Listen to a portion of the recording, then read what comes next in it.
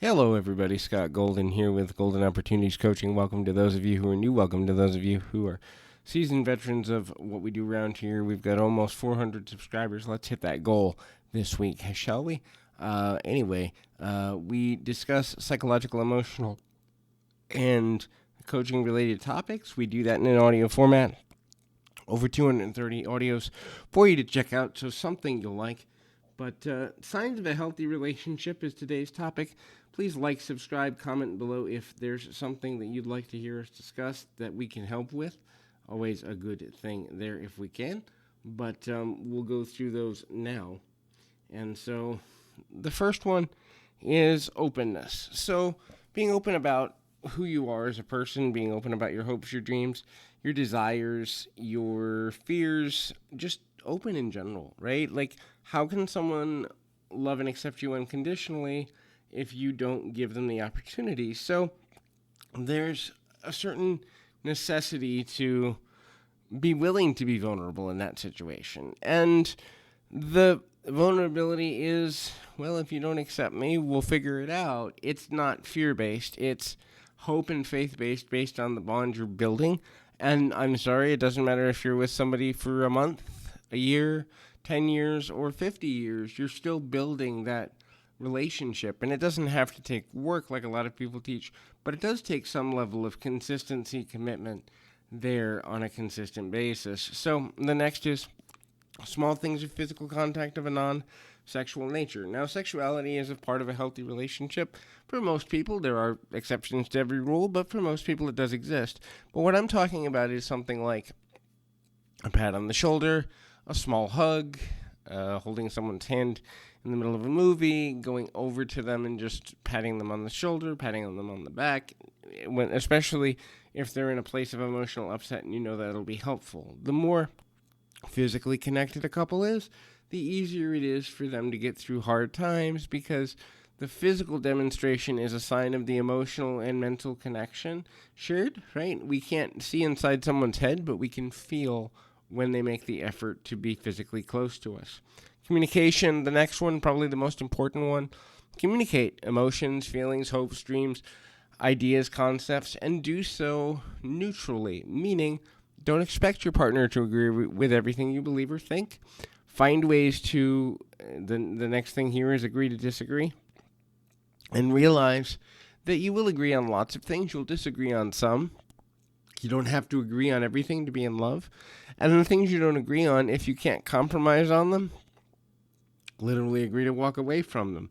Make sure before you attach strong emotions to a person, though, that you've figured out if one of the things they're not comfortable or in agreement with you on is one of your deal breaker issues. Nothing is worse than getting involved with somebody only to learn that they are really bad with money, or that they want an open relationship and you want a monogamous one, or that they don't want kids, or that they're a different religion or political party. If those things are important to you, whatever's important to you, make sure before you emotionally attach that you've stated these things and at least come to a place where you can find some common ground on those bigger issues. The next is find ways to bond.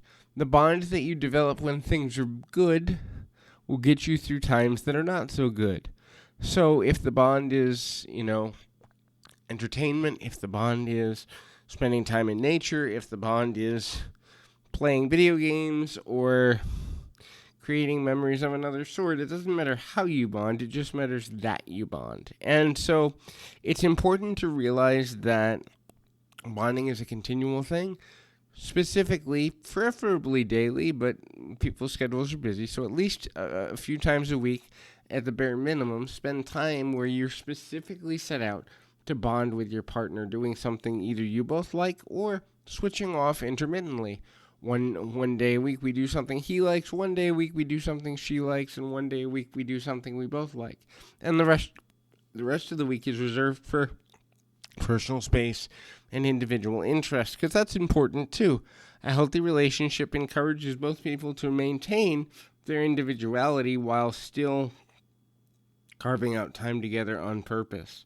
The next one is value each other. So value means say thank you, say please, show appreciation both verbally and Another thing, in basic common decency ways, do acts of kindness for each other.